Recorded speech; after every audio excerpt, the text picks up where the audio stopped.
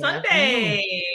We normally don't, do our thing on a Sunday, but we had a candidate that sent us some information. So this was the time that we were able to put them on. And so we're here on a Sunday. We want to tell you happy Sunday. For all the parents who are still shopping, today's your very last day for tax-free. Okay, Take advantage. And last week we had a great guest. We had the current Commissioner of Agriculture, Nikki Fried, on, and she talked about her race for the gubernatorial spot. So we had a great time talking to her for a few minutes. And so I segue into this because now we have Mr. JR. Can you pronounce your last name so I can make sure I don't butcher it? Gaillot. Gaillot. Okay. Gaillot, like G-U-I, Guy. And if you grew up in New York City, hey, yo, how you doing? No. I grew up in New York City, so I know exactly what you mean. Okay. All right. So Mr. Well, Gaillot, I was born in New York, so. Yeah, me too. Born and raised Brooklyn. So we have Mr. Gaillot, who is running for... I'm going to say something about this raised in New York stuff. You people come here when y'all like teenagers, 35, 40 years of your adult life, and y'all still be claiming New York.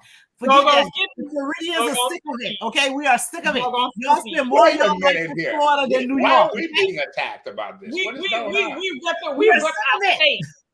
Listen, this is speaking from Mrs. 305 all day, every day. All day long. Brooklyn, New York, all day, every day. All right. So she's Brooklyn. I'm from Manhattan.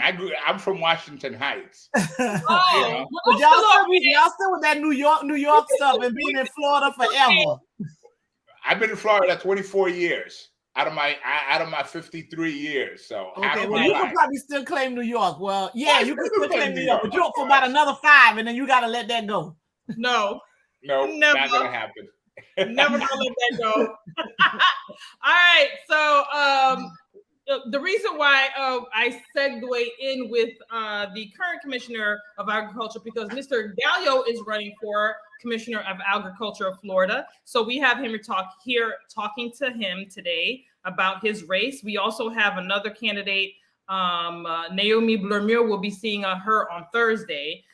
So before we start, I'm going to go with my spiel. Like, share, subscribe on our YouTube channel. Race and the Races, but there's another. Can they look it up and see the Race and the Races? Shanda, I think it's Race and the Races, right? You're on mute. You're on mute. You're on mute. You're on mute. You're on mute. You're on mute. Sorry, Race and the Races, all things race and politics, and we have the same logo, so you'll see the logo. Same thing. Okay, so if you want to know how to participate in the political process as a Black American, but aren't very political this is the show for you. If you're not really political, we try to break it down as best we can. All right. We break it all the way down. Yep. We talk about all things race and races. We talk about elections and legislation, and we also have candidate interviews. Keep up to date, and we keep you up to date. We get you informed, and then we facilitate ways to get you more involved in the political process. So that is our thing. We've been doing this since we were brought out of the Breonna Taylor thing. My friend and I had a conversation about it. We were like, let's talk about it. Finally got indicted. Yes, they did finally get indicted. I know. I'm excited. So we'll see how that goes. And so I'm Nikki Grant, Narnique. You can call me Narnique too. I'm one of your co-hosts. I ran for office one time for school board. I am an advocate for children. I substitute teach. I have 5 kids. I'm in the trenches. We are all over the place with every candidate as much as we can. We try to get as involved as possible. But one of the things that my co-host loves to make sure everybody understands that the down ballot candidates, your local elected officials, make everyday decisions and make decisions for your everyday life. So that's why we're here. We talk about it. And so we have a candidate here today, and we want to talk to him and listen to what he has to say, what he's going to bring to the table. All right, Sandra, your turn. Also, my turn is that early voting starts in Miami-Dade County tomorrow. Okay. Yeah. So it starts August 8th in Miami-Dade County. And the reason why I'm talking about it is because Mr. Gaillot is running for a statewide seat. Right. That's so everybody in every county votes for him. So early voting starts in Miami-Dade County tomorrow, August the 8th. But it's actually from like 7 to 3, not on the weekend, again next week until the following week until the 21st. And absolute last opportunity to vote for any of these candidates is August 23rd. Everyone keeps seeing that date is like, that's the day to vote. That's the last day to vote. That's the last day to vote. And the vote by mail ballots have already gone out if you had requested them ahead of time. So they're in your mailbox or probably in your house somewhere. If you don't know if you're going to be able to get to the polls, go ahead. Fill out your vote by mail. You don't even need to put a stamp on there, but make sure you sign it and send it back. You can track whether or not they received it or not. So vote by mail is going on right now. Early voting starts in Miami-Dade County tomorrow, August the 8th. It starts in Broward County on August the 13th. So, and it's different in whatever the different counties. So pay attention to whatever county you live in. Pay attention to the early voting schedule. It used to be consistent throughout the state. And, you know, with the shenanigans that continue to happen, you know, they've changed that up. And that's why we want to inform you guys, and it's very important who you give these positions to so they can do the right thing and they can do what's best for the people and not for their own personal agendas. Okay. So again, early voting Miami-Dade County starts tomorrow. Go do it. Vote by mail is already there. The last opportunity you have to vote for your candidates is on August the 23rd. Okay, and on August the 23rd, you have to vote at your precinct that you're that's on your voters registration. So during early voting, you can vote wherever you want, wherever you know you might be going to get that Starbucks coffee, and you know you see a place to vote, you can go do it. But on the last day, which is August 23rd, you have to vote at your polling location. Okay, and make sure you know where your polling locations are. They have changed. Some of them I know in Broward have changed. I'm not sure in Miami-Dade, but because of the shift in changing in districts, make sure you know where your polling station is. And I think you need to do that today, now, figure all that out so you can have that all planned out when you go to vote. But to avoid all that, vote by mail now or start early voting. Then you ain't got to worry about that. But if you one of them procrastinators, as I could be sometimes, except when it comes to this, you know, make sure you know where you go vote. Okay. Absolutely. So we're going to go ahead and introduce our special guest. He's going to introduce himself to us and to the people. That's yes. All right. Mesdames et messieurs, bonsoir. Bonsoir. Well, my name is JR Gaillot. I'm a Harvard-educated legislative director. Now, what you just heard is the greeting that my father started every speech he ever gave. I grew up listening to that in Germany, in Japan, and in front of the United Nations. My father was the consul general from Haiti to Germany, to Japan, and to the UN. Now, give you a quick little background about me. I want to tell you a little story that changed my life, why I am who I am today. When I was 9 years old, my father and Haiti took me to get a puppy. Or at least that's where he said we were going. We drove out of town about 2 hours north and stopped at a farm with a one-room shack. As we went in, it was very clear to me that the people who lived there didn't have much. But they invited us to sit down and they invited us to eat. I wasn't hungry. I just wanted a puppy. I'm a kid. And I looked at my father and he knew I didn't want to eat. And he bent down at me and says, "You are going to eat." So I did. Because when my father said something, I did it. You do not question my father. Those of you who are Haitian American or Haitian, you know what I'm talking about. Now, after we left, I asked him, "Papi, why did you make me eat their food when they don't have that much?" He stopped, looked down at me and says, "When people work hard and they offer you something, you partake in it. You celebrate them and you work to protect who they are." Those words have always stayed with me. That's why I'm running for office, because my whole life has been about protecting those around me. And that's the job of the Agriculture Commissioner and Consumer Protection Services. Now, most people don't know what the job is. The Ad Commissioner has purview over anything and everything that is bought and sold within the entire state of Florida and could affect or has affected the health, your well-being, your finances of anyone who has bought or sold anything within the state. That's the job. Most people know it strictly by the first part of it, agriculture. That's only 10% of the job. The bigger portion of it is consumer protection services, which is my main focus. Now, that is why I'm running for office. So fire away. Let's get going and talk to me about some questions. You're on mute. Are you going first or you want me to go? You can go first. Okay. Oh, for a moment, I thought I was muted this entire time. You understand? No, we heard everything you said. Okay. Oh, Lord. I was like, wait, what? No, we heard everything you said. It was me. Okay. So we had the current agriculture commissioner, Nikki Fried. We interviewed her last week. Mm-hmm. One of the things she talked about is how she kicked the NRA out of her office, right? Because the NRA seems to be in the middle of a whole bunch of nonsense that continues to happen in the state of Florida and throughout the United States. What, if any, relationship do you have with the NRA, or will you have a relationship with the NRA if you become the Commissioner of Agriculture? No, I don't have a relationship with the NRA, nor do I care to have one with the NRA. The NRA is, my view, an organization that shouldn't exist. So now I'm happy to talk about my policy about gun violence, if I can segue into that now. Absolutely. All right. So here in this country, you need insurance for everything. You need insurance for your home, for your car. You even need insurance for a golf cart. But interestingly enough, you don't need insurance for a gun. Well, I am about to change that. Based on the statute of the law, and people go to my website, okay, under the consumer protection side, there's two sides broken down, agriculture, consumer protection, and look for gun violence prevention.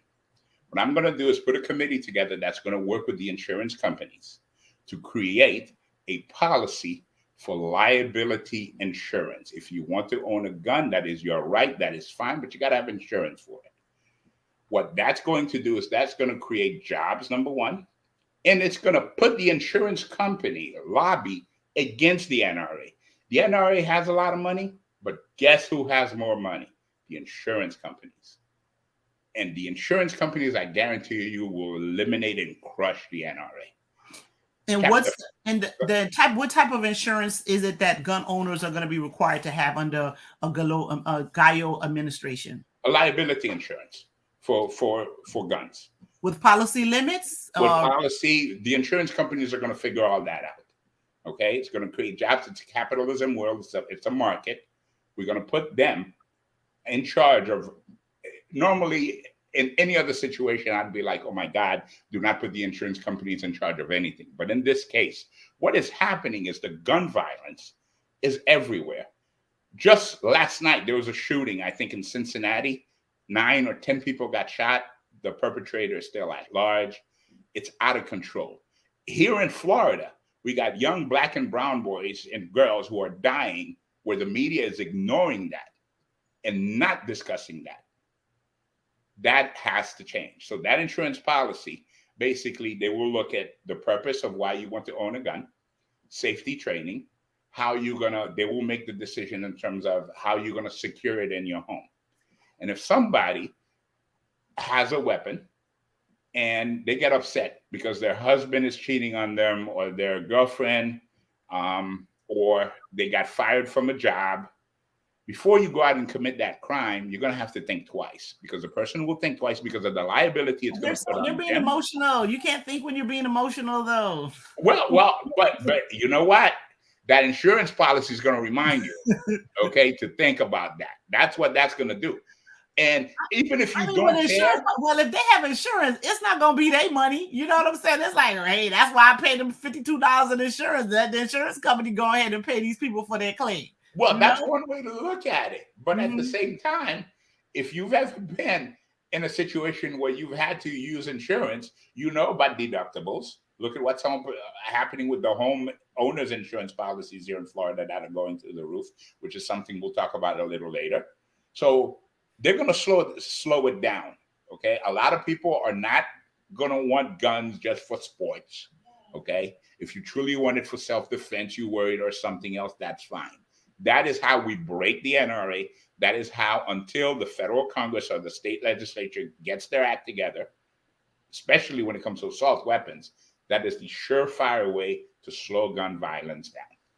But so the requirement for the individuals to have insurance, right? Mm-hmm. So like, what if somebody don't? Because hey, we in Florida, there are a lot of people riding around with no insurance.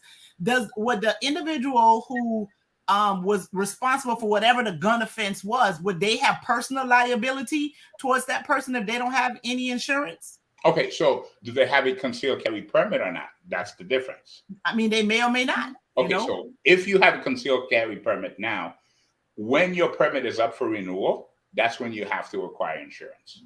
That's how it's going to be phased in. Mm-hmm. Okay, if you don't have a concealed carry, you don't have the permit to own a gun anyway. That answers that question. Okay. Mm-hmm. So we have a question in the chat. Okay.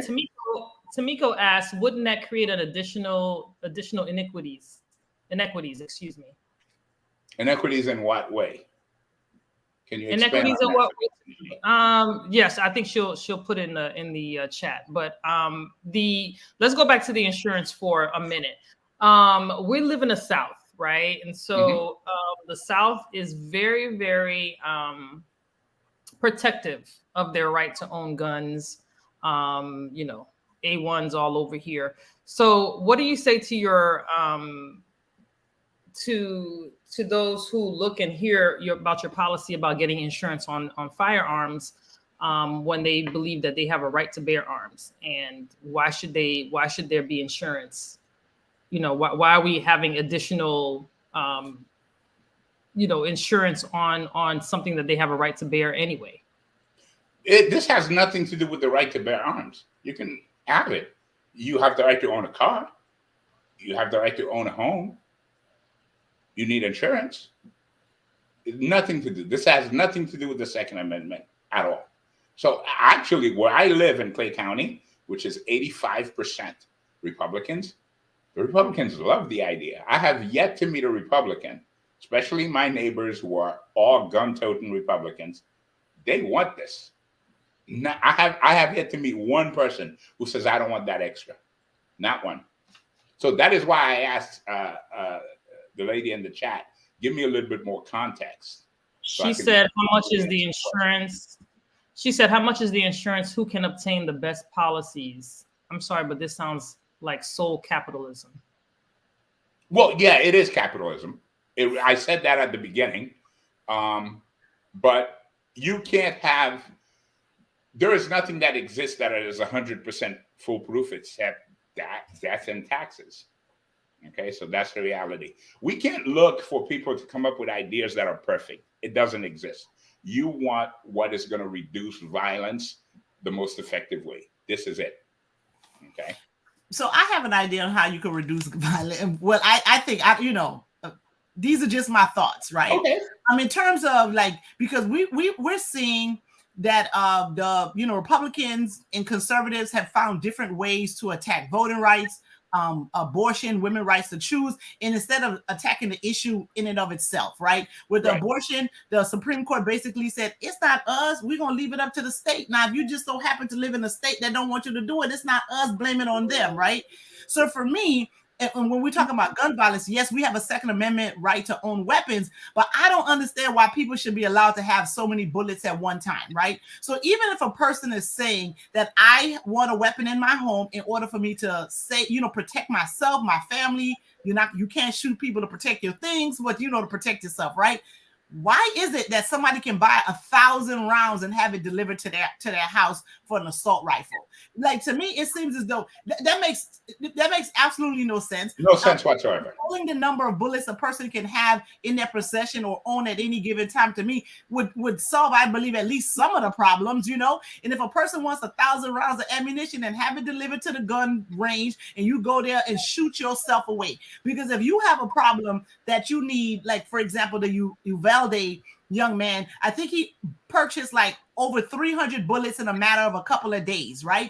If a person got a problem where they need 300 bullets in a matter of days, then that seems like there's some war that's about to happen at their house, and they need to notify the authorities that, listen, it's about to be a little war in my house, so I had to go get my 300 bullets. Somebody or some group or whatever is coming for me. I'm going to need some sort of protection. So is there some way that the bullets can be dealt with since you can't get people to turn over their guns and get rid of the guns, because I can't think of a circumstance where a person needs to have that much ammunition in their possession at any given time. Your thoughts? Sandra, I agree with you 100%. Unfortunately, it is not in the purview of the Commissioner of Agriculture. I'd love to give an answer to that. I just said I agree with you, so I guess that is my answer. But that has to come at the federal level, not even the state level. It has to come at the federal level. So consumer protection doesn't have to do like how people purchase things. It's just what the quality of what it is that you get to purchase. Is that what you? So explain to us the consumer protection side of your job then. If it's bought and sold in Florida, okay. So if you buy it over the internet, you're not buying it in Florida. That's really the difference. So when you go to Winn-Dixie, to Publix, to a local supermarket, to a restaurant, to anything you buy inside a physical location, that falls under consumer protection. Unfortunately, on the internet side, if it's not coming, so the area, my legal team, we looked at that in question, whether it applies that if the warehouse, if you buy something online, if the warehouse that it's being shipped from is from Florida, does it apply? It's actually a very gray area that has never been challenged. And I know this is kind of going into technical details. No, that's a good thing, because Amazon gonna fight you on that. But go ahead. So we don't have an answer yet for that, because no one has looked at consumer protection like we are looking at it now. Okay. So in terms of if you have a little warehouse and you're selling stuff on eBay or Amazon, or you have an online store, well, you have to pay taxes for it. Now, DeSantis added a tax for online internet purchases overnight, secretly, without telling anybody about it. So we don't have an answer, because part of my legal team thinks that you can, but if it is challenged, so what we've been doing is looking at if someone challenges it in court, what possibilities, and it depends who the judge is. It depends what circuit it goes to. So there's no clear-cut answer. That's why on the website, we don't talk about that part of it. But, I always want to be transparent and give as much detail as possible. Okay. So Tamiko stated that there has to be another reason other than making money. This will, she says she doesn't believe that this will reduce violence. But, I guess your policy for insurance, could have some impact, I think. Well, it will. Yeah. It will. It's not going to eliminate violence. Right. Okay. But you believe that it will reduce violence? By at least 30%. By at least 30%. Well, Tamiko, it will reduce by at least 30%. Okay. So the good thing, the one thing I want you to kind of give people a little bit more information on the agriculture of the Commission of Agriculture is that you said that there's two parts. There's agriculture and then there's consumer protection services. Right. So can you give us like a brief overview? I know you tried to in the beginning, but something for people to understand really what the job is. Because, I have people say, well, I saw the commissioner's sticker on the gas station that says Nikki Fried and all that other stuff, but people need to understand what that means. Okay, so if you kind of give us like a, layman's terms, like something people can grasp and understand what this is. Absolutely. One of the 19 divisions within the department has to do with weights and measures. So the reason you see the picture of the commissioner on the gas tank is because when you go to the gas pump and you buy 10 gallons of gas, we want to make sure you are actually getting 10 gallons of gas. So that is why these pumps are inspected randomly, and they come in and pump it and 10 gallon, you're good. Sticker gets there.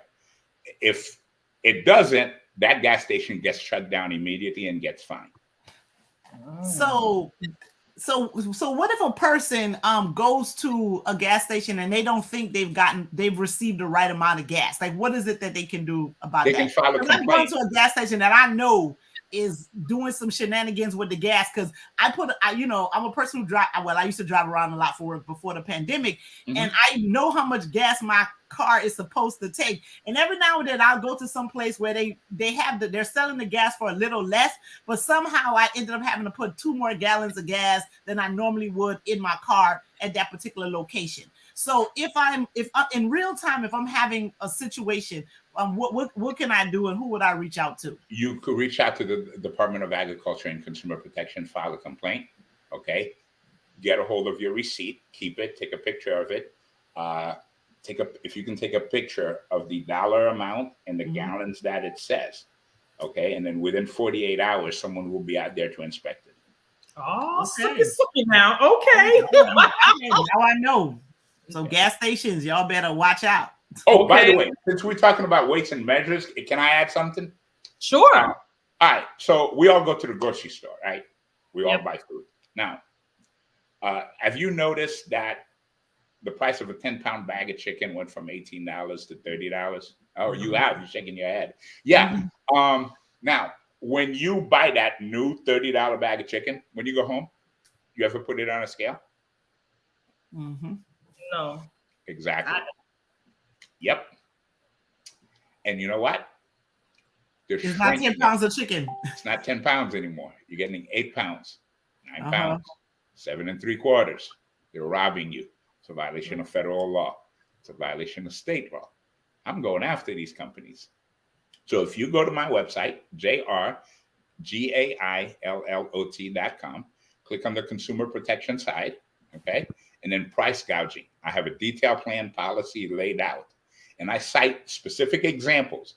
3 companies are the culprit: Nestle, Pepsi, and Tyson Foods. By the way, those 3 companies own 94% of food production in America.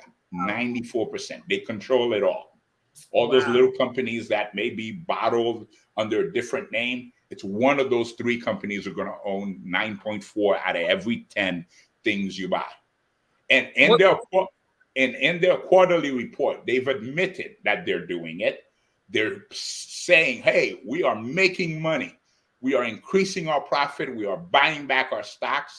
And as a shareholder, you are getting richer because people have to eat.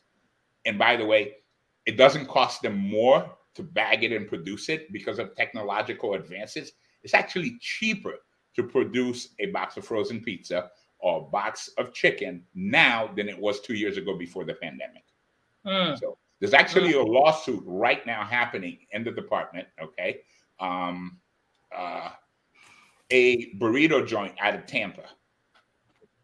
The guy used to buy a certain amount of chicken every month, and he would get 150 burritos out of these 2 bags.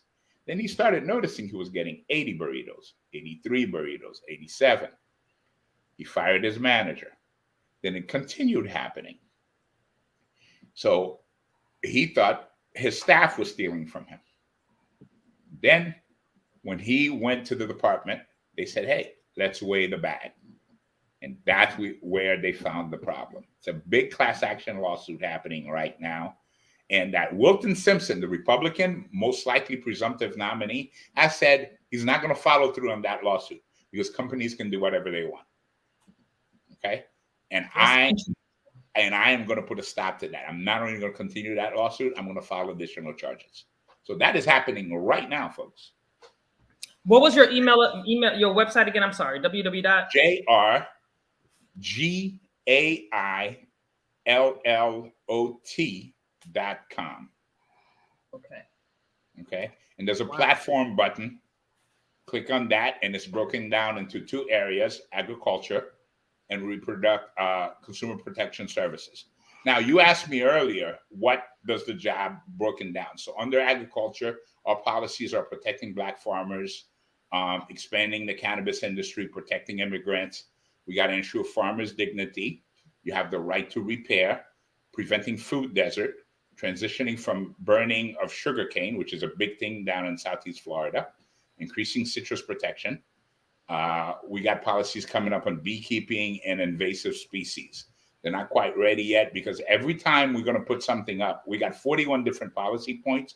30 of them are fully ready. You can read right now. Some of them you're going to say coming soon.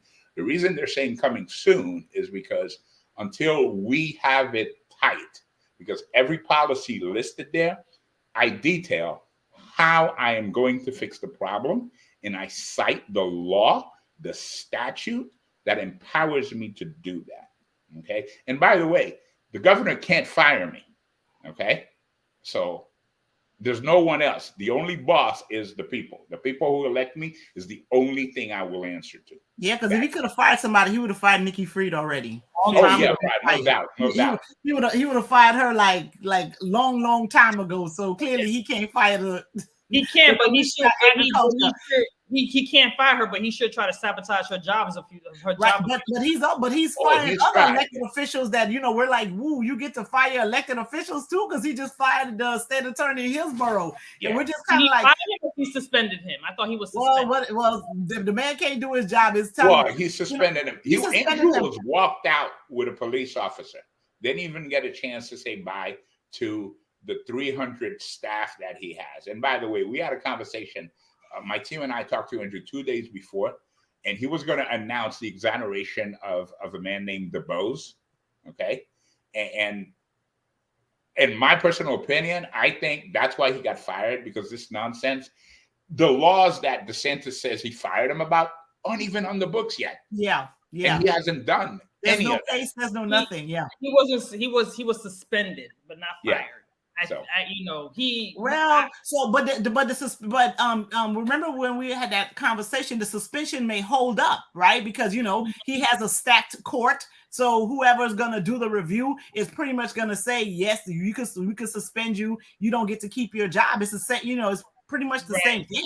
He might get demoted and then decide if he wants to become a regular state attorney. But whoever becomes the acting state attorney, are you really going to want to keep him in the office? So it's tantamount to him getting fired. You know what I mean? Or he's just going to be getting paid by taxpayers to do absolutely nothing. So, we'll see how that plays out. You talked about Black farmers. That was the next place we wanted to go, right? Okay. You talked about Black farmers. What, if anything, can you do to improve the experience of Black farmers in the state of Florida, and also put them in better postures to have contracts that can make them be, like farmers that are really making money, as opposed to someone that's just making ends meet, right? And that's what we see. We see other farming, especially like in the Immokalee, Belglades, those white farmers tend to be very wealthy, and then the Black farmers it's like somebody just got a garden in their backyard, you know what I mean? And they may be feeding themselves and a few of their folks, but not necessarily earning a living off of that. What can we do? What can you do as a Commission of Agriculture to improve the lives of Black farmers? So Black farmers, first of all, have lost 90% of their property. That's over 16 million acres, something around $350 to $360 billion. So we can end a stream of systematic racism and unfair policy throughout history. Okay, Black farmers have been denied. They've seen basically bad policies, unfair policies that have favored white farmers. Okay, so we can put a stop to that. How do you put a stop to that? Well, there's a couple of steps we have to do. Okay. First, we have to push for the restructuring or current loans and current grants that these farmers have to get them better interest rate and better repayment plans. That is number one. Because right now, the USDA approves 71% of loans from white farmers and about 35% from Black farmers. And that's unacceptable. That has to change. Okay. So would you be able to influence? Because sometimes that's because of credit. That's because of like not having collateral or resources or money or whatever. So what else can you do? What can you do to make sure that that farmers do qualify, right? Because I mean, if you're rocking a 400 credit score, how you gonna get a loan? And I'm not saying that that's what all Black farmers have, but right. I'm saying that sometimes people run into tough times where they're behind on their mortgage like a couple of months, and next thing you know, your credit score is in the trash. And the other thing too, that I think is also more important is a lot of times Black farmers or even Black business owners don't tend to build business credit, right? Like that's one thing that I think they don't tend to build. I'll say I'm probably in the same situation, is that you don't build business credit. You do a lot of the things with your own personal credit, and if something goes wrong, you're trashing your personal credit based on a business decision. So what can you do on that side of it to really put the folks in a situation where the banks can't say, sir, your credit score is 400, I can't lend you any money? Well, what you said is partially correct. It's twofold. We need first to educate people to develop business credit separate from their personal credit. Okay, so we will have a division that strictly is dedicated to ensuring that your business credit is tight, plain and simple. Now, under the Florida statute, the Commissioner of Agriculture is permitted to what's called protecting the agricultural interests of the state. Under, I can't think of the chapter number right now. I think it's 570. Don't quote me on that. The Agriculture Department is able to restructure the farm debt themselves. Okay, so we can do that. This will provide relief for Black farming families. Now, USDA loans also do not partake in normal credit scores as well. Okay, so it's a different process for that. So, and the second part of it is to work with the Florida legislature and the governor to create certain loan plans that are strictly focused on the Black farmers. Black farmers have long been victims of unfair practices. Back with the Homestead Act, during that period of time in the 1800s, most of their lands were taken away and given to white farmers. Now, I think there's about 2% of farmers are Black, and it used to be as high as 35% at one point. So 270 million acres by 1934 was transferred to white farmers. That's 10%. I mean, it's a whole lot of land that's been transferred to white people in the state of Florida.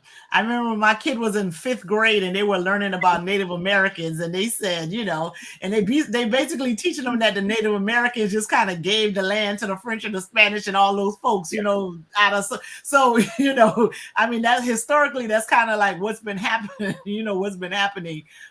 in the state. But there's a question about land being rezoned. Right. And that's part of the way that some of the land was taken away from Black farmers. Is there anything that can be done to rezone this land that people once owned that were considered farms that are no longer farms anymore? Okay. So there is precedent at the federal level. And there was one case in California of a beach that was returned to a Black family after improperly being taken, almost a century ago. Did we lose her? No, she's there. She's just okay. Yeah. You talk about the beaches in California. That family just got the land, and they actually have to lease it back to them and then give them. They can purchase it after or something like that. But yes. Okay. Now, in terms of the zoning, so zoning is done at the local level. Okay, at the county commission level. However, if an area is deemed agricultural, that's where the commissioner can step in and declare it agricultural and prevent it from being rezoned. Okay, so I live in an area that used to be part of the Everglades because I live out west, close to US 27, and I'm seeing the critters to prove that I moved into their space. Right, I got like snakes, I got frogs, I got lizards, we got gators, we got all kind of stuff. So we kind of took over the people's space. But that's not the question. That's not the point I wanted to make. In terms of like the zoning. So there's a lot of development that continues to happen here, right? And what we see is that we see a place that has a whole bunch of cows on there, right? Because I guess they're being called a farm until they build the $500,000 homes on there, right? To me, that's like fraud and abuse. Well, maybe it's not fraud because the law allow it, but I think there's some abuse built into that, right? Because it's like, I've been seeing these cows from Flamingo and now they're over here by I-75. And I ain't saying they're the same one, but I think they related, right? So they keep moving they're moving the cows over, and then you see the construction and then the cows are gone. Like what can a agriculture commission do about that? Like, I think that's part of what, benefits, I know this is a capitalist society, but it seems like rich folks will keep getting incentives and benefits, and they're getting money to do things that are I don't think is 100% okay, where that money could be used to maybe fund some sort of social service or something to deal with like homeless folks or something like that. So what can y'all do about these people and they're moving cows? Well, one of the first things we're going to do is educate people about the power of the consumer protection services. 90% of Floridians don't know what that department can do. Okay. So most likely in a situation like this, someone comes in, okay, and offers a ton of money and says, I'm going to buy your land. And if the person is probably struggling, sometimes it's the most money they've ever seen, they take the deal and they're out. All right. That's just one example of countless possibilities. However, if you don't want to sell, do you know that you can call the Consumer Protection Services and file a complaint and say that you are being pressured? I want to stop all those big corporations that are killing small farmers. But let me tell you, so that's actually not the biggest. I don't think that's the biggest. That's what actually ends up happening. Because my mom lives in Little Haiti, and that's a community that's being gentrified, right? So Absolutely. even if they don't want to sell, what's going to happen is like people they're building new properties, paying other stuff, raising the tax rate and an insurance rate, right? So so a house when she used to pay $1,800 a year in taxes and insurance, now she's paying $5,000 in taxes and another $7,000 in insurance, and she's on a fixed income, right? So I wouldn't have a say in that part, only if it's agricultural. So the chief financial officer, okay, and we got a great candidate named Adam Hattersley that's running for the position. That's who would oversee that portion when you talk about gentrification, okay, and working with the attorney general. So that's not something. Y'all, election got consequences. Pay attention to these people. Y'all got to know who to vote for. All right, so everybody get to say that's somebody else's job. The statute doesn't give me power. No, I'm not saying that. But but I want to clarify. I truly appreciate what you're saying. Yeah. So the calling consumer protection is one thing because you're being harassed, but they're like, oh, okay, you don't want to sell it to me, then all right, we just gonna buy all the other stuff and price you out of the neighborhood, and that's what's happening. Yeah. So that is what's been happening.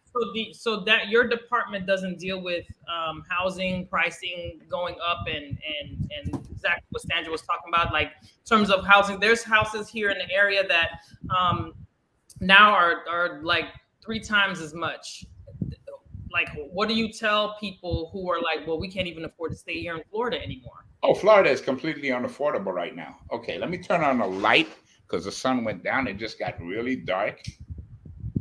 All right. I got a couple lights here. All right. Is this better? Yep. Yeah, it's good. Yeah. Okay. You're good. All right. So, all right. Sorry about that. All right. We don't have control over that, but here's what we have control over. Okay. And that is one of my main top 3 policies. Rent prices are out of control in the state of Florida. I can do something about that. I was the first one talking about putting a rent cap. Now, both Charlie Freed and Nikki Freed are talking about the housing emergency. As commissioner, I can institute an emergency rule, put a rent freeze cap for 1 year. I have 2 options: the rent freeze cap for 1 year or a rent freeze for 3 months. Those are different. Rent freeze is just 3 months, but because we do not control the legislature, we don't know what the legislature is going to do. 3 months is not enough time. On a rent cap for a year, this has a bigger impact because private equity companies, foreign corporations that are coming in from out of state and out of the country that are buying these apartment buildings, like you talked about in Little Haiti and all over Florida, raising the prices. They do minimal work and lie on the forms and say, oh, we've invested $100,000, so therefore the property is worth this much. There's not enough inspectors to actually go in and verify it. Okay, there's still, everything else going on in the world. So that number usually gets accepted. And then that's how they justify the value of increasing their rent. My daughter had to move back home. She had an apartment in Jacksonville. Her rent was $790. In June, she had to move back home because they raised her rent to $1,900. Out of control. Now, what 20-year-old thinks they want to move back home with their parents? Okay. So I want to be the 20-year-old that can afford $1,900 rent. and she's not that 20-year-old. So I said to her, your bedroom is still here. Okay. So the deal I made with her, you pay the electric bill, you pay the water bill, and the cable bill. That's a lot of bills, because if she paid that at my house, she'd be more than at her rent. So you know. Oh, okay. So how's that a good deal? The internet bill's $80. Okay, the water bill is $60, and it's $100. It's far less than the $790 she was. Wait, so why my electric bill like $400? Because it'd be 95 degrees outside. Like, dude, my electric bill be like $7 something like that. Almost. Yeah, that's because y'all got Florida Light and Power down there. Oh, you guys don't have FPL. Okay. No, we don't got FPL where I am. Yeah, so you lucky. We don't got FPL where I am, so yes. I got Clay Electric, baby. What can you do with us for FPL, sir? Well, I mean, they sticking it to us. I set myself up for that, didn't I? Yes, so you can't control FPL either. Because FPL out here killing us, okay? Oh yeah, FPL killing everybody. Yo, they got me thinking I need to apply for some assistance or something. You know what I mean? Right? You know what I'm saying? No, but I'm on a continuous payment plan with them. Like that's the legislature. Every month I make a payment plan with them. It's ridiculous. Yeah, that's the legislature. So we gotta be. So y'all pay attention who y'all's voting to be this Florida representatives and the Florida senators, because you know hopefully they're not in cahoots with FPL. So where I live, it's a co-op. So as an electric co-op, I'm considered part owner of it. So I have a say. Okay. But that's not what happened. What they had in Houston, is it? Because remember, them people in Houston ended up with $70,000 electric bills. And mess. Okay. Yeah. Ain't nobody trying to go to Cancun right now. So. Okay. Okay then. All right. So I'm sorry. It was right there. Listen, hey, listen. We with you. We done talked about him too, and then he gonna try to lie on his kids. But okay, we digress. Woo! It was for them. All right, cannabis. Okay. Now this light is driving me nuts, y'all. I'm so sorry. I'm so sorry about that too. So how you gonna help us get into the cannabis business? And we do not have $146,000 to pay for a license that's non-refundable. We sure don't. That's insanity. It's done on purpose. Okay, it's done on purpose so Black people can stay out of it. That's the reality. That's not about Black. That's just about that's about money, right? Like I know some Black people that got $146,000 that they actually can pay to get in, but they're not getting approved. Have you noticed? Yeah, okay, yeah. So I know some Black people with that kind of money. I'm just not one of them Black people.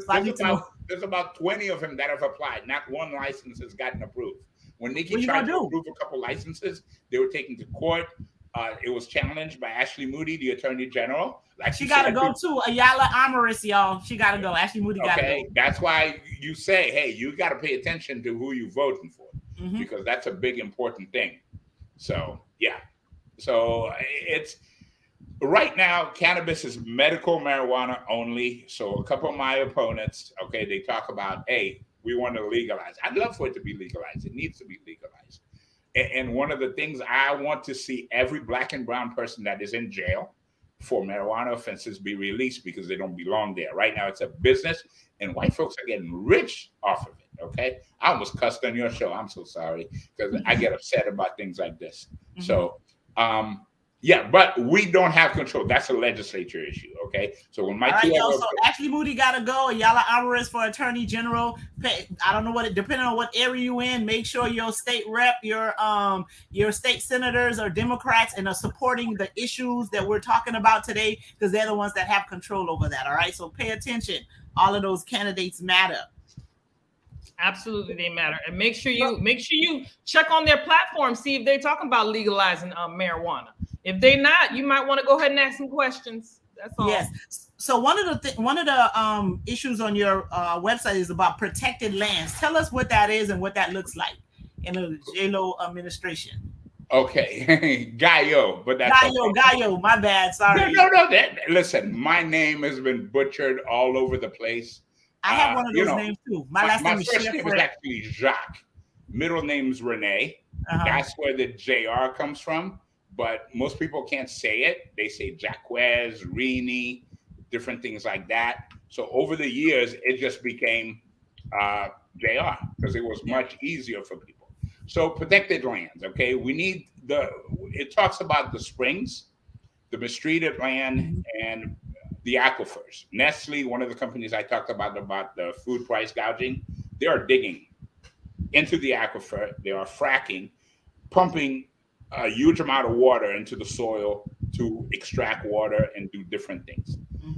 Our water consumption is set to increase by about 31%. There are 300 springs that are in danger right now if we don't put a stop to it. All right. So there are laws that are on the books right now. These harmful toxins that are killing wildlife, that are affecting our algae, those things, there are laws on the books that are being ignored. We don't need new laws. A lot of people say, hey, we need to pass good legislation. The legislation already exists. But here's the problem. With the Department of Environmental Protection, there's only 3 inspectors in the whole state. How the hell are 3 people going to cover the whole state? It's impossible. What's happening is DeSantis has moved these inspectors to higher position in other departments, okay? And we have to enforce the laws in the books. Nikki has filed about 3 separate lawsuits against that, and Ashley Moody has run out the clock on them. That's why we need to brought her name up again. She got to go, y'all. Ayala Amaris for Attorney General of the state of Florida. Okay. I'm just saying. So now, as of July, there's a lot more power because DeSantis changed a lot of things and gave himself a lot more power. Now, with these powers, okay, they get passed on to the cabinet position. That's the chief financial officer, the attorney general, and the commissioner of agriculture and consumer protection services. So he's trying to be a dictator, y'all. Pay attention to what Ron DeSantis is doing. He's straight up doing dictator type stuff, right? My parents are from Haiti. They know what it was like to live under a dictatorship. That's why they got up out of there. And please open up your eyes and pay attention to that, right? When someone's like, I'm going to do it anyway, no matter what nobody say, that's not how America works, right? So pay attention to that. And that's not somebody who's there for the people. He is not serving everybody in Florida. When because at the end of the day, we all gave him his job. And if he's going to do what he wants anyway, that is insubordination, and he doesn't get to keep it. So not at all. So come November, you all need to make it very clear to this governor that you are in charge, that we are in charge. And basically, he needs to do what the will of the people are. He just needs to go. We don't need him to do nothing else for us no more but leave. Vacate. No, absolutely. Okay, they all got to go. Vacate the premises. No more second chances, no more opportunities. We don't want to remind you, we're not going to rehabilitate him or nothing like that. It's time for him to vacate the premises. So most likely, who's going to be the Republican nominee on the agriculture consumer protection side is Wilton Simpson. Okay, he's president of the Senate. Every law, every power that DeSantis has given, this guy wrote for him and handed it over to him. Okay, so they're 2 peas in a pod. Okay, they're best buddies. We got to get which means Black people will never ever be able to have a weed license. Oh no, not under this guy. I can tell you that right now. So that won't be something that will be advantageous for Black and brown people. So just make sure you understand this is what we're up against. And so it's extremely important, as my co-host mentioned today. Early voting starts tomorrow for Miami. In Miami-Dade County. In Miami-Dade County. Broward is August 13th. And Broward County is the 13th. We're not sure about Palm Beach, but we're going to look that up and make sure we post that a lot on our page. So this is what we're up against, people. Like, we got to get it in. Like, literally, our lives depend on it. Literally.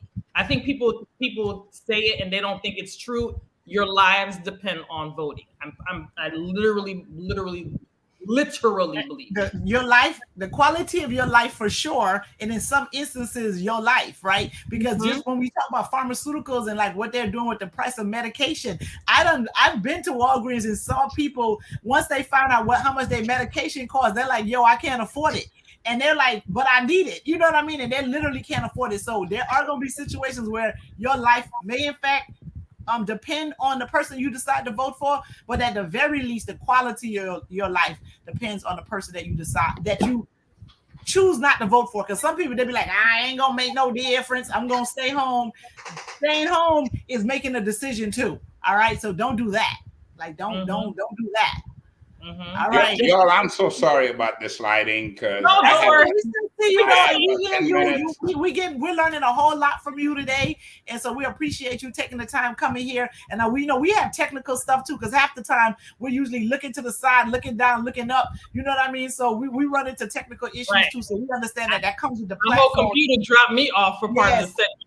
So I appreciate y'all so much because I'm looking at this and it's driving me crazy. I know. And y'all see me like turning lights on, off, trying to fix it because people are probably sitting there watching this going, what the hell's happening? No, listen, let me tell you, you are by far not the worst interview we've had. We had an interview with a person that we saw his ear the whole time. So let me tell you. Well, like I said, this is a platform, like Meet, Zoom. I've done countless and countless of interviews. This is a new one for me. Oh, StreamYard's new? Okay. Yeah, I was knocking on doors and I made it home just in time. I wanted to make it when my team called me and says, hey, they want to interview you down in Broward. I'm like, yeah, let's put it on. And it was hot out there, y'all. I went through bottles of water, changing shirts. And I'm like, yeah, I should keep knocking on doors, but I get to go home and back into the AC. So I was like, hell yeah, let's get this interview done. Yeah, well, put in that work. Yeah, put in that work. Because I was canvassing for a candidate yesterday morning, and we did it early from like 8 to 10. And I got home with like a whole headache. I think I drank 4 bottles of water after that, and I had to lay down for an hour to just kind of recover from that. So I understand. But want to know what my day was yesterday? Yesterday, I started in Jacksonville, went to St. Augustine, then Gainesville, then Lakeland, then Orlando, then Cocoa Beach, then Rockledge, back to Orlando, back to Lakeland, Tampa, and St. Pete, and then back home.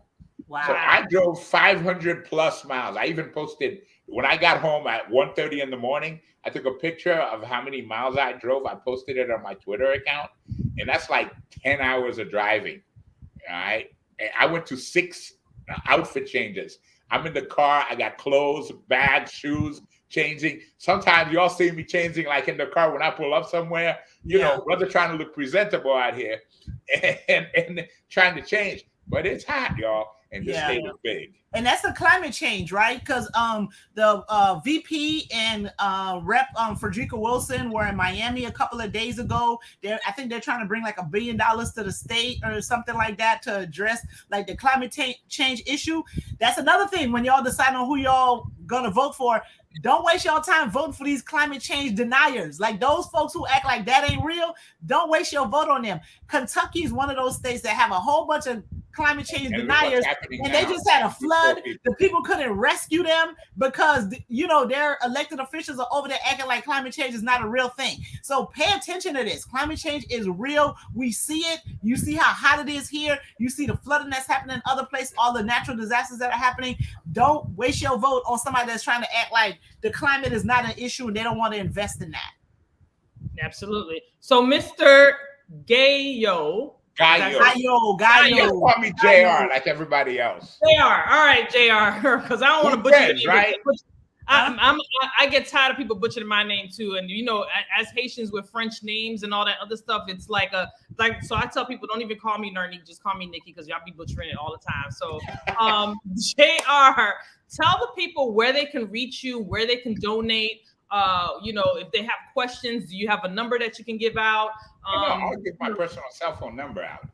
Okay. 904-531-4737. I've had the same number for 23 years. Since I've been in Florida, that number has not changed. Okay. Feel free to reach out to people. You can text me. I may not get back to you right away because I do get a lot of calls, a lot of messages, but I promise you I'm going to get to you. Okay, you can email me directly at info@jrgaillot.com. That email does come to me, to my inbox. There's another email on the website. My staff, my team gets that. They'll forward it to me, but I have racked and stacked. If you want me, fastest way to reach me actually is if you're on Twitter. Because, okay, so in the last week, I had to allow my staff to tweet from my Twitter account, and it drives me crazy because I was so busy. They're like, you can't tweet everything. So I said, like, fine. But normally I handle my own Twitter. Not lately. I have not been, but that's okay. That's just part of the deal, you know, when you're running for office. But that's the best way. Statewide, mind you, he's running for office statewide. Yes. What is your Twitter? What is your Twitter handle? What's your Twitter handle? At JR Gaillot. All right. So are you on other social media platforms? Facebook, Instagram? Instagram, JR_Gaillot. I don't even know go to the website. There's a Facebook link for it. So I don't even know my Facebook one, but if you're on the website, I'm not a big Facebook person. All right. A lot of people are moving away from the platform. I'm not a big Facebook person, so I haven't been for the last 4 years. But Instagram and Twitter, I am on there. But Twitter is my number one go-to social media for sure. And hit that donate button. This campaign is expensive. It's crazy. I invite you to take a look. Take the time. Folks, research your candidate, okay? Research your candidate. Vote on your issues, okay? Don't just vote on someone because my friend said, oh, I like this person. He seems nice. She seems nice. I don't want you to vote for me because you like this blue shirt or that because I'm having technical difficulties that are aggravating the hell out of me. But you got, it's just so freaking important. Mm-hmm. All right. So research the issues. But again, I don't make empty promises. If I can't do something, I'm going to tell you I can't do it. If I don't know the answer, I'm going to tell you I don't know the answer. That's why you have to go to my website, jrgaillot.com. You have to click on the platform button. Take 10 minutes of your time. Find the top 3 issues. I'm sure it's covered. Read, and I cite the statutes, the laws, and tells you. Okay? And whoever's governor cannot stop me from doing these things because I answer to you. Compare my plan to the other candidates, and you will see it is night and day. Night and day. All right. Okay. So like he said, please, if you want to learn more about JR, go to www.JR Gaillot. Gaillot. Yes. Gaillot. JRGaillot.com. Twitter account. He's most accessible there at JO Gaillot. And then Instagram is JR_Gaillot. Please research the candidate, reach out to the candidate, talk to the candidate, make sure you're making the right decisions. Again, a co-host Sandra said that our Miami-Dade starts tomorrow for early voting. Broward County is on the 13th. Mail in your ballots because I know all of you received yours. I did receive mine already. And you can still request them up until August 13th if you haven't requested them yet. You can request them up until August 13th. That's Broward County. They may be different. But in Broward County, you can request them up until August 13th. Listen, let your vote. Your vote is your superpower, right? This is what makes or breaks how we live here in this state. So, JR mentioned a couple of times that Moody she has to roll out of here. Let's go. Bye. We need all new, fresh, and we need to keep a Democratic Commission of Agriculture. Yes, yeah, absolutely. We do. Absolutely. It's very, very important. Very important. Vote. I need your support. I need you to call your friends, your aunties, your uncles, your cousins, whoever. If they're registered Democrat, I'm the second name on that ballot. Okay. JR, if you grew up, in the 80s and 90s, your mama probably watched a show called Dallas. Okay. JR Ewing, that's like one of the number one things. No. Who's shot JR? Number one thing I hear is, oh, JR like JR Ewing, and I go, yes. Like that, except without the money. Without the money, right. I used to watch Falcon Press too. Though I'm dating myself. Yeah, you are. And I have a cousin named Sue Ellen too. Oh wow. Okay. I love it. Yeah. She still hasn't forgiven me for a joke I played on her. So we had a family reunion up in Connecticut. And my brother's a New York City cop. He just retired last year. And I have 2 cousins that are cop in Hartford. When we pulled up to the family reunion, they picked me up at the airport. And then they went in and then started frisking her in full uniform. And she's like, what is going on? They're like, oh, well, JR's coming in. We want to make sure you have no weapon so you don't shoot him. She didn't talk to me for 6 months, y'all. So. Oh, wow. That's so good. All right. It was a pleasure having you on, JR. Thank you so much for coming and talking to us. Candidate for agricultural commissioner. They're on the ballot August 23rd, but he's on the ballot now. If you got your vote by mail, you can start. He's on the ballot right now. You can start voting right now. August 23rd is the last day to vote. Second name, okay? I need your vote. I need your support. We got to change these things. And I'm a fighter, okay? I don't put up with people's crap. These Republicans, I'm not the one they want. Trust me. They want one of the want none of this smoke? No, they don't. They surely don't. No, ma'am. None of that Pickles Pima. Now, why you gotta say that? Now I'm hungry. They want it's too short. They don't want that Haitian Pima. They don't want that Haitian. They don't want that.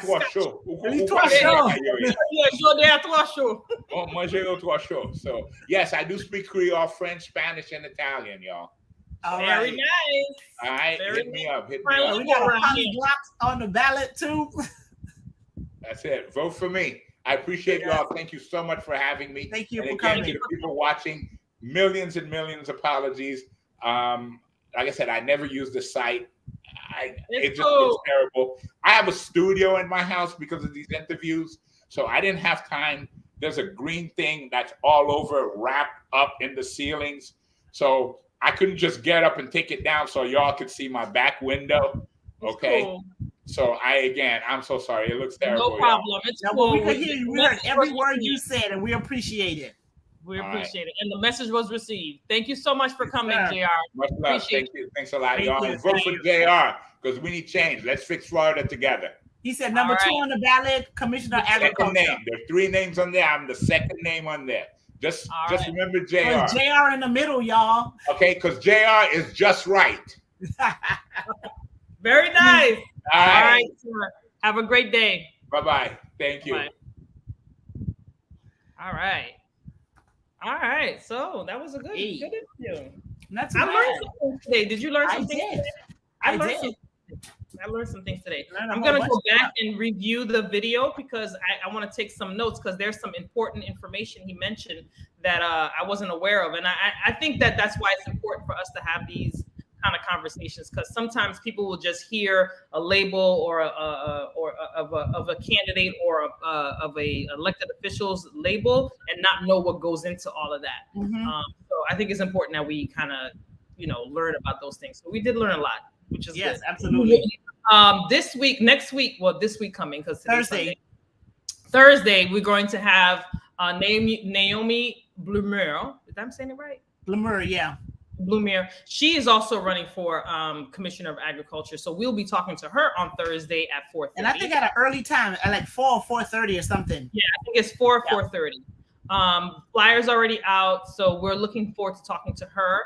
And she's also another Democratic nominee, Democratic candidate, excuse me. And then we are talking to on Wednesday a Hava Hausauer.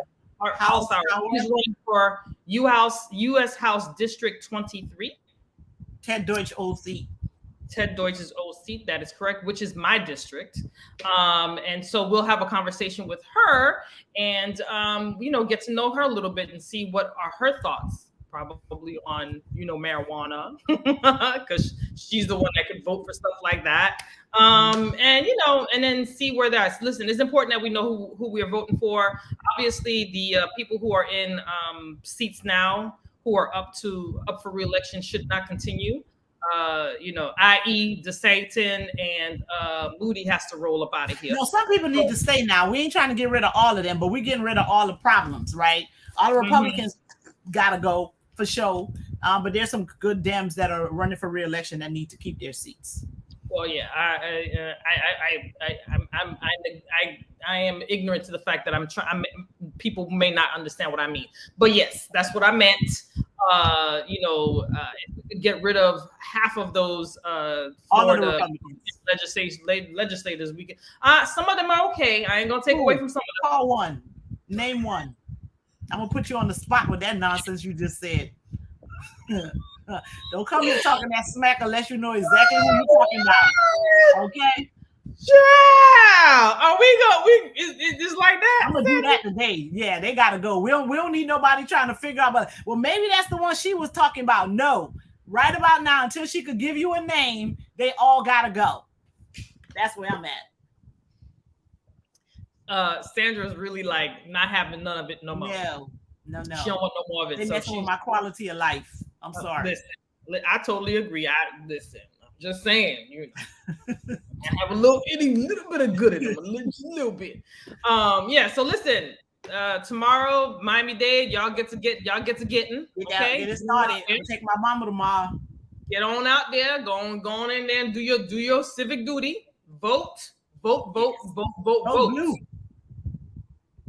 Well, you're gonna only vote blue because it's only Democrats on the primary ballots, right? So just make sure you vote for the right Dem, because that's another thing too, right? Is so because it's the primary, a lot of times people get that, particularly when you have one of the things that I like about Miami-Dade, right, is because some they have a lot of folks there who don't necessarily read and write the English language, so they do numbers. They have numbers on their ballot, which I think is an amazing thing, particularly for the Haitian population, because when they vote in Haiti, they vote for a number. The person, not only do they have a number, they also have a symbol that's associated with their name and their number. So if you can't read the name, you got a number you could pick, or they have a symbol that's associated with, and it addresses the fact that they do have a population that's not that doesn't necessarily read any script. So so Miami-Dade have numbers. So find out who the numbers are when they start here. So it's going to be all Dems on your ballot.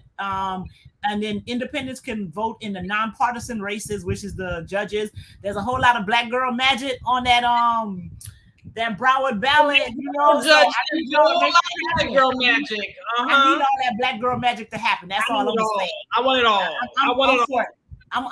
I'm having an Issa Rae moment. I'm voting for everything black. so I'm voting for all blacks. Okay, air all that. Listen, then we have a black woman on that ballot. Yep, NPAs, also school board. We have a black woman running for school board in District 4. That's Kimberly Howard. 5. Yes. So there's black women in 5 also. Yeah, there's some black women in 5. There's about 2-3 black women in 5. 5 also. But District 4, she's the only black woman running. Okay. Yes. Kimberly Coward. It's Coward for Broward. Yeah. Coward for Broward, all right. Black girl magic all up and through the. She's an attorney, Air Force veteran. She's an advocate. She used to be a guidance counselor. She does educational policy. She's getting a PhD in educational. She ready, y'all. She ready. And she's concerned about all the kids in Broward County, not just some of them. All of them. Then in District 8 for school board, we have Raymond Adderley. That young brother is going places. I'm here for Raymond, y'all. I'm just saying. I'm here for Raymond, honey, because Raymond is out here doing the doggone thing. You hear me? That young man right there knows policy. That young man knows exactly what needs to be done in the school board. And they need that. They need it. When you talk about diversity, that's what you need. You need some youth on that board, because you got all these old folks that's making decisions for young people, Yeah. You need that young voice. He's a couple months removed from graduating high school, so he knows. That's right. So listen, you need to give those young people. We always talking about the country is for dreams, to make dreams come true and bring the best people in society. So you have one of your friends who graduated high school, did what he was supposed to do. He should have the opportunity. And he was involved in the school board while he was in high school, so he understands. Yeah. So listen, don't let the young age fool you. This child is sharp. Not child, excuse me. This young man is sharp and he's ready to work day one. So don't sleep on be there for District 8. Okay. So for the I won't talk about them old people because I'm an old person too. But yeah, some of them old people need to go sit down. Listen, I'm just saying you got to be accountable for yourself. Go ahead and retire for real. Be self-aware. Enjoy your retirement. Go fishing or something. Do something. Stop trying to run for everything. So listen, NPA, you guys have judges and you have school boards. So pay attention to those things. All right. We're looking for the NPAs to come out and show out. All right. So let's do that. Okay. Black girl magic, Raymond Adderley, Kimberly Coward for Broward. The rest of the other ones we're gonna stay out. I'm gonna stay out of them because hey. Yeah. I'm cool with a couple of them. I'm cool with everybody. And y'all do what y'all want to do. So just you really have good choices. Just pick pick what you pick. Well, I don't know if they all good. I'm just not gonna pick between the good ones because this one of the races got about 7 people in there. They shouldn't all be in that race. Agreed. So, agreed. I'm gonna just say we still got to work on that huddling up. You know, when we're running for office. All right, guys. Yes, we'll see you all on Wednesday and Thursday. Yes. Wednesday and Thursday of next week. And then well, not next week no more. It's this week because today's Sunday. Oh yeah. It's after 5. So yeah. So we'll see you then. All right. See y'all. It's still COVID out there, child. So wear your masks. Yeah. I went to the mall, and today's the last day for your tax free. Oh shoot! I gotta take my son to get his shoes, so I have to pay tax for them. I bought the uniforms. I just didn't buy his shoes yet. You can get out there in the streets for like 10 minutes. 10 minutes. Wear your mask, child, because some people are not wearing their mask today. I always have my mask on. So please continue to wear your mask, people, because we're still not out of the woods yet. We're getting there, but we're not fully out there yet. So just be cognizant of that. All right. All right. See y'all next week. Bye. Well, this week we'll see you in a few days. Bye. Yeah, Wednesday.